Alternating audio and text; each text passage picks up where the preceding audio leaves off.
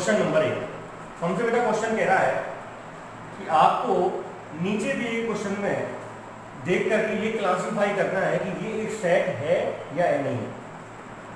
Justify that following statement can be represent as a set, yes और not. Question number 1, the collection of all the months of a year beginning with the letter J. देखिए बेटा इन question में सबसे पहली बात यह है कि आपको स्टेटमेंट पढ़ते ही उसका आंसर दिमाग में आ रहा है। स्टेटमेंट पढ़ते ही तो आपका वो सेट है, और यदि कहीं कंफ्यूजन है ये इस एलिमेंट को लूं या नहीं लूं, इस एलिमेंट को छोड़ूं कि नहीं छोड़ूं, तो वो सेट उसमें होने की संभावना कम होती है। The collection of all the months, इतना पढ़ते ही आपके दिमाग में तुरंत जनवरी से लेकर दिसंबर तक के जो मंथ हैं उनके नाम आगे होंगे। Of year beginning with letter J. अब उन 12 में से जिनकी शुरुआत जे से होती है, हमें उन महीनों के नाम लिखने हैं जिनकी शुरुआत जे से होती है। बच्चा शुरुआत करेगा जनवरी से, उसके बाद अगला मंथ जो जे से स्टार्ट है वो है जून, फिर है जुलाई। तो इस तरह से इसका जो सेट बनेगा वो बनेगा जनवरी, जून, जुलाई।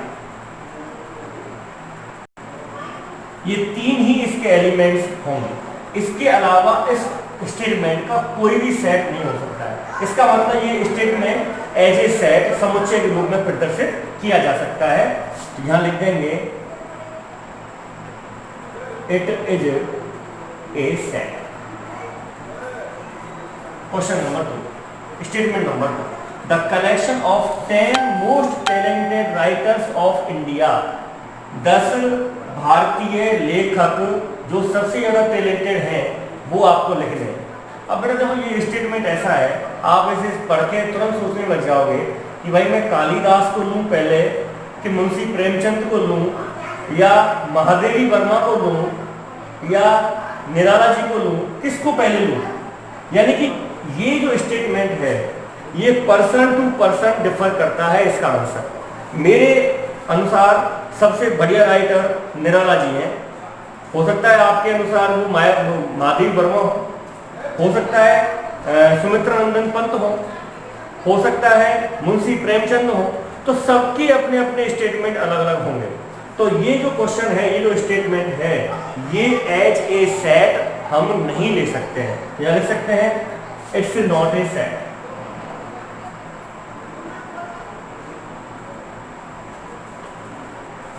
थर्ड देखें, a team of 11 best cricketer batsman of the world. हमें विश्व के सबसे बढ़िया 11 क्रिकेट खिलाड़ी लेने हैं, बैट्समैन लेने हैं, और उनसे एक टीम तैयार करनी है। तो बेटा देखो ये टीम जो होगी ना, मेरे अकॉर्डिंग 11 प्लेयर कुछ और होंगे, आपके अकॉर्डिंग 11 प्लेयर कुछ और होंगे। यानी कि यदि आपने 11 प्लेयर कुछ और ले लिए तो मैं ये नहीं कह सकता हूं कि आपने इसका आंसर गलत दिया है, क्योंकि ये पर्सन टू पर्सन डिफर करता है। तो ये भी हमारा सेट नहीं है, नॉट ए सेट, ये समुच्चय नहीं है। फोर्थ देखें, the collection of the all boys in your class. अब देखो बेटा, यदि आपकी क्लास में हमसे बॉयज की नंबर पूछी है, आपकी कलेक्शन पूछा है कि आपकी क्लास के जो लड़के हैं उनका एक कलेक्शन है, तो ये तो सीधी सी बात है, आप अपनी क्लास के लड़कों का नाम जानते हैं तो उनका एक कलेक्शन दे सकते हैं। और ये आपकी क्लास के प्रत्येक बच्चे के ऊपर निर्भर करता है। एक ही क्लास में मोहन और सोहन दोनों पढ़ते हैं। मोहन से पूछें भाई तेरी क्लास के लड़कों की संख्या कितनी है, तो बता देगा सर 35 है। सोहन से पूछे तो वो भी क्या बताएगा, 35 ही बताएगा। नाम का हम स्टेटमेंट लें, तुरंत मोहन उन 35 बच्चों के नाम लिख देगा और सोहन भी 35 बच्चों के नाम लिख देगा। अब वो तो हो सकता है किसी बच्चे को मोहन पहले लिख दे और सोहन उसको बाद में लिखे। तो ये तो हम रोस्टर रूप में प्रॉपर्टी पढ़ भी चुके हैं सेट की। रोस्टर में क्रम निर्धारण नहीं होता है, मतलब आगे पीछे हम एलिमेंट्स को कर सकते हैं। तो इसका मतलब ये जो क्वेश्चन है, क्वेश्चन नंबर 4, ये स्टेटमेंट एक सेट हो सकता है। लिख देंगे इट इज ए सेट। अगला देखें बेटा, the collection of all natural numbers less than 10।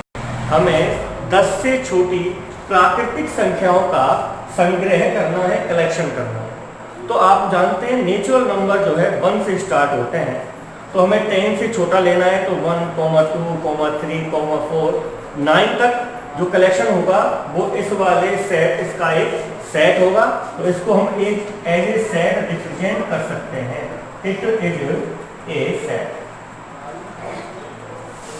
The collection of novels written by writer Munshi Premchand. अब देखो बेटा, यहाँ एक नाम दे दिया है मुंशी प्रेमचंद के द्वारा लिखे गए नोवेल्स का कलेक्शन।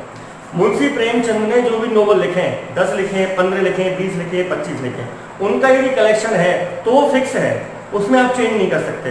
यदि आपको चॉइस दे दी जाए भाई सबसे बढ़िया जो राइटर है उसके आपको नोवेल्स का कलेक्शन लिखना है, तो सबसे बढ़िया राइटर मेरे अकॉर्डिंग मुंशी प्रेमचंद है। हो सकता है आपके अकॉर्डिंग कुछ और हो, थर्ड पर्सन के अकॉर्डिंग कुछ और हो, तो उस केस में तो सेट नहीं है। पर चूंकि यहाँ पर एक स्पेसिफाई कर दिया गया है कि हमें मुंशी प्रेमचंद के ही नोवेल्स का कलेक्शन लिखना है, तो ये एक सेट बन सकता है। लिखेंगे it is a set.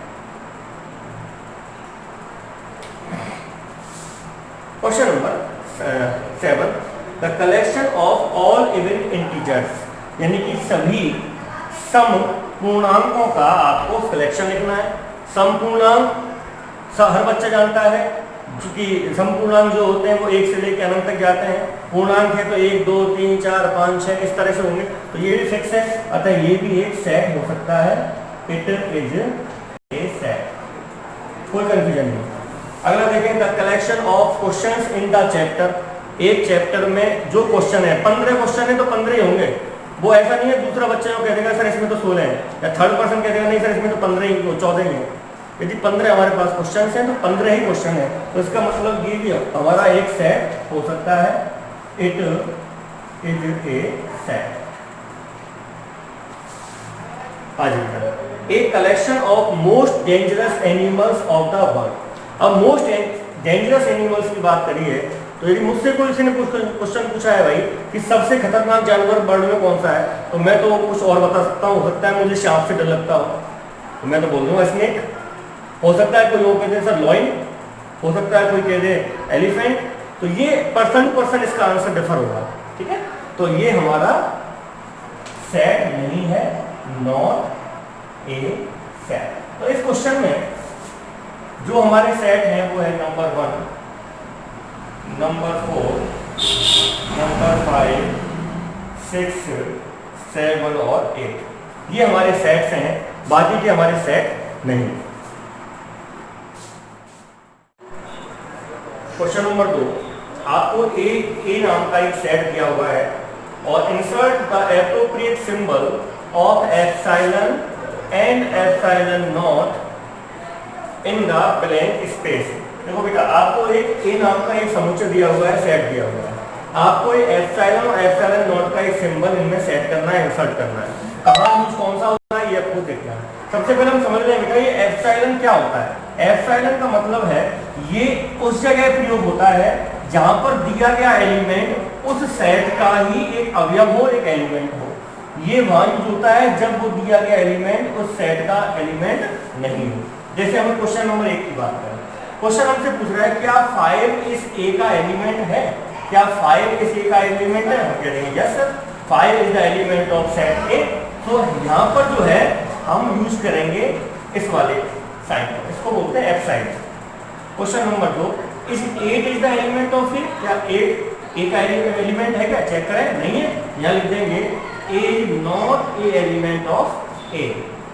Question number 3, is 0 is the element of A. No sir, 0 is not the element of ए।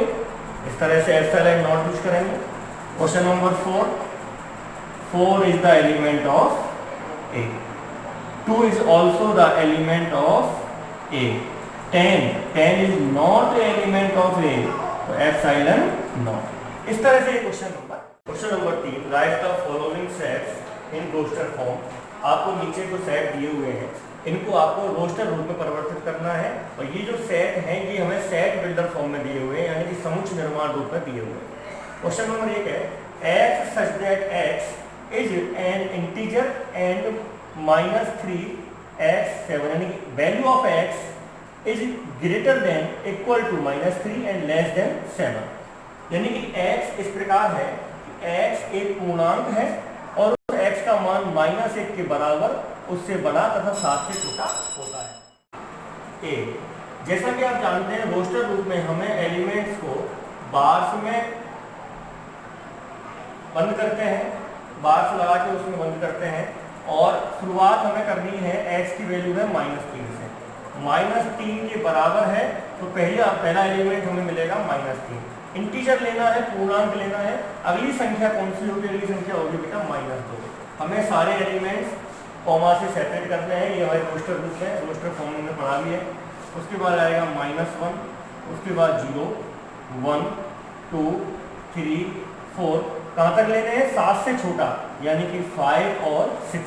7 नहीं लेना है बेटा, क्योंकि हमें यहाँ 7 के बराबर नहीं कह रहा है, हमसे कह रहा है 7 से छोटा होगा, <7। तो ये हमारा रोस्टर रूप है क्वेश्चन नंबर 1 का। सेकंड देखें, सेकंड कह रहा है x सच दैट x इस प्रकार है कि x is a natural number, x एक प्राकृतिक संख्या है, <6, 6 से छोटी, यानी 6 से छोटी प्राकृतिक संख्या है। तो शुरुआत कहाँ से होगी बेटा? आप जानते हैं प्राकृतिक संख्या जो है 1 से स्टार्ट होती है, नेचुरल नंबर 1 से स्टार्ट होते हैं। कॉमा लगाते हैं 2, 3, 4, 5, 6 से छोटी लेनी है तो कहाँ तक लेंगे हम? 5 तक लेंगे। थर्ड नंबर x इस प्रकार है, x such that x is a 2 digit natural number, 2 digit का प्राकृतिक संख्या है। सच दैट इस प्रकार है the sum of the digit, उनकी जो डिजिट है उनका योग यानी कि जोड़ 8 के बराबर है। तो हम शुरुआत करें नेचुरल नंबर की होती है 1 से। 2 डिजिट की बात कर रहा है तो 10 जो है मिनिमम नंबर है 2 डिजिट का, और 10 से आगे चलते हैं 11। हमें दोनों एलिमेंट्स जो है सम ऑफ द डिजिट, दोनों डिजिट को जोड़ना है और वो किसके बराबर होना चाहिए? 8 के बराबर। 11 में 1 + 1 2, 12 में 1 + 2 3। तो सबसे पहली जो एलिमेंट आएगा वो आएगा हमारे पास 17। 1 + 7 8। उसके बाद आएगा 26, 35, 44, 53, 62, 71 और 8 0। तो ये जो एलिमेंट्स हैं ये सभी एलिमेंट 2 डिजिट के एलिमेंट हैं और इनके जो डिजिट्स हैं उनका सम यानी योग जो है वो 8 के बराबर है। ये हमारे क्वेश्चन नंबर 3 का। क्वेश्चन नंबर 4 है, आपको रोस्टर रूप में सेट दिए हुए हैं, आपको इनको सेट बिल्डर फॉर्म में कन्वर्ट करना है, यानी समुच्चय निर्माण रूप में कन्वर्ट करना है। तो पहला क्वेश्चन है 3, 6, 9, 12। देखिए हमें जानते हैं कि रोस्टर रूप को हम जब समुच्चय निर्माण रूप में लिखते हैं तो समुच्चय निर्माण रूप की विशेषता भी यही होती है, प्रॉपर्टी उसकी यही है कि उसे हम ग्राफ में ही एनक्लोज करते हैं। तो ये हमारा पहला कोष्टक शुरुआत होगी। x सच दैट x इस प्रकार है कि x की वैल्यू हम प्राप्त करेंगे। कैसे प्राप्त करेंगे? देखो बेटा, पहला जो एलिमेंट है उसमें 3 में 1 का मल्टीप्लाई हो रहा है, दूसरे एलिमेंट में 3 में 2 का मल्टीप्लाई हो रहा है, 3 में 3 का, चौथे में 3 में 4 का मल्टीप्लाई। यानी कि एक चीज देखो, इसमें 3 तो कॉमन है, यानी कि इसको लिख दूं मैं 3 और 1 2 3 4 को मैं स्मॉल n लिख देता हूँ। ठीक है बेटा। अब इसका मतलब क्या है? x का जो मान है, x का जो मान है वो 3n के बराबर है, जहां यानी कि where small n belongs to capital N। और इस n की वैल्यू की शुरुआत हम 1 से करते हैं। ये जो हमने 3 × 1 लिखा था, यहाँ 3 × 2 लिखा था, तो शुरुआत n की किससे हो रही है? 1 से। तो n की जो वैल्यू है वो 1 के बराबर या उससे बड़ी है, तथा यहाँ हमने 3 का गुणा 4 से दिया, 3 का गुणा किससे किया बेटा? 4 से। तो यहाँ वैल्यू n की जो है वो 4 के बराबर या उससे छोटी होगी। तो ये क्वेश्चन नंबर 1 का समुच्चय निर्माण रूप है। ठीक है बेटा। अब इसको देखें, इस क्वेश्चन में आप चेक करें, यहाँ पर है 2 और 4 में क्या रिलेशन है? 4 को मैं 2 का स्क्वायर लिख सकता हूँ, 8 को मैं 2 की पावर 3 लिख सकता हूँ, 16 को 2 की पावर 4 और 32 को 2 की पावर 5। इस प्रकार 2 को लिख सकते हैं 2 की पावर 1। तो आपको एक कॉमन चीज मिल गई। ये स्टेटमेंट क्या हो सकता है? लिख सकते हैं x such that x equal to, अब यहाँ पर क्या है, 2 कॉमन है, 2 रेज टू ऊपर लिख दूं मैं स्मॉल n, वेयर n का जो मान है कहाँ से शुरुआत हो रहा है, 1 से और कहाँ तक जा रहा है, 5 तक जा रहा है बेटा। n जो है बिलोंग टू नेचुरल नंबर है, प्राकृत संख्या है, और एंड n की जो वैल्यू है वो 1 के बराबर है तथा उससे बड़ी है, तथा 5 के बराबर तथा उसके छोटी है। तो ये हमारा है क्वेश्चन नंबर 2।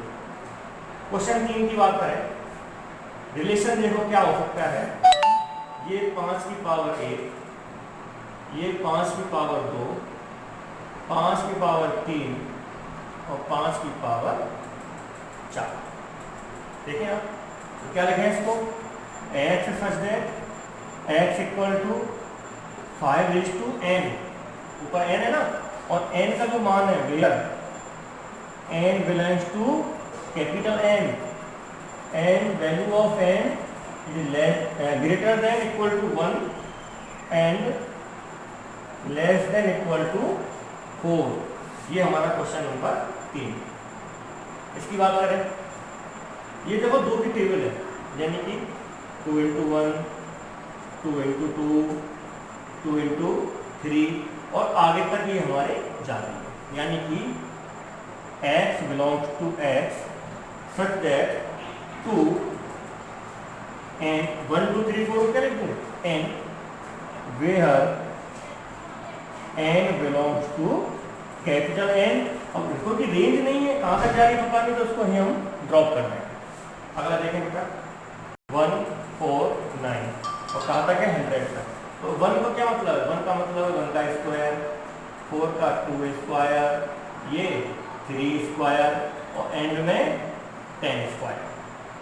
तो लिखते हैं इसको x such that x equal to, change value कौन सी हो रही है, ब्रैकेट वाली हो रही है, तो इसको मैं लिख दूं स्मॉल n और पावर 2 के ऊपर कितनी है बेटा 2, where n belongs to capital N और इस n की वैल्यू कहाँ से कहाँ तक है, 1 से लेके 10 तक है। तो and value of n is greater than equal to 1 and less than equal to 10। इस तरह से ये क्वेश्चन नंबर